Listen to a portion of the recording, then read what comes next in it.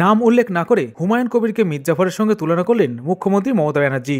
বাংলার শেষ যুদ্ধ হয়েছিল, আপনারা জানেন।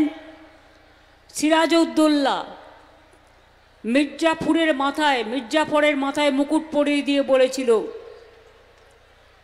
তুমি ভেঙো না, স্বাধীনতাকে চলে যেতে দিও না, কিন্তু তুমি সম্মান রক্ষা করো। আমি আমার মুকুট তোমার হাতে তুলে দিচ্ছি, কিন্তু তুমি আমাদের স্বাধীনতাকে রক্ষা করো। কিন্তু সেদিন সিরাজউদ্দৌলা এত বড় সম্মান দেখানোর পরেও মির্জাফর সেটা করতে দেয়নি। কিন্তু সিরাজউদ্দৌলার নাম আজও ঘরে ঘরে পূজিত হয়। তার কারণ তিনি চেয়েছিলেন দেশটা ভালো থাকুক। পাল্টা মুখ্যমন্ত্রীকে আরএসএস মুখ্যমন্ত্রী বলে কটাক্ষ করলেন হুমায়ুন কবির। আগামী দিনে এই আরএসএস মার্কা মুখ্যমন্ত্রীর থেকে ডাইরেক্ট বিজেপির কেউ মুখ্যমন্ত্রী হোক, আমি ওয়েলকাম জানাবো।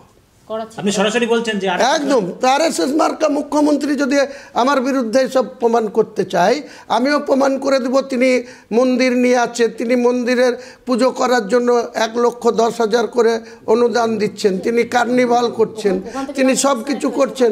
তা আগামী দিনে মানুষের টাকা নিয়ে তিনি আবার পুজো করে জগন্নাথ মন্দির করে মুসলমানদের ঈমান নষ্ট করার জন্য প্রসাদ বাড়ি বাড়ি বিলি করছেন। এটা কতদিন থাকে সেটা দেখবো আমি। এবং আমি পরিষ্কার বলছি, গত কয়েকদিন কিছু দুষ্কৃতী গুজব রটাচ্ছে রাজ্য সরকার কালেক্টরের খাতিয়ান নম্বর 1-এ ধর্মীয় স্থানগুলো, মসজিদ, কবরস্থান ইত্যাদি নথিভুক্ত করা হচ্ছে। সম্পূর্ণ মিথ্যে কথা। আমি আপনাদের সামনে দাঁড়িয়ে বলছি মিথ্যে কথা। শুনুন, সব ধর্মের কিছু গদ্দার থাকে, কিছু কুলাঙ্গার থাকে, যারা বিজেপির টাকা খেয়ে মিথ্যে প্রচার করে। সোশ্যাল নেটওয়ার্কে সব বিশ্বাস করবেন না। প্রতিপক্ষ কি তৃণমূল কংগ্রেস? তাহলে তৃণমূল বিজেপি দুটোই। বিজেপি সাম্প্রদায়িক দল, তাদের সঙ্গে গাঁটছড়া বেঁধে বাংলা চালাচ্ছে, মুসলমানদের বোকা বানাচ্ছে। মুসলমানদের ভোট নিয়ে মুসলমানদের জনপ্রতিনিধিদের কোনো গুরুত্ব নেই।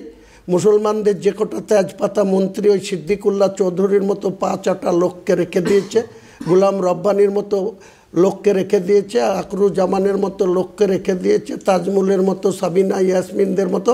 তাদেরকে ভালো করে জিজ্ঞেস করুন গা, কোনো ফাইল তারা নিশ্চিত করতে পারে কিনা, কোনো নির্ণায়ক ক্ষমতা তাদের আছে কিনা জিজ্ঞেস করুন গা।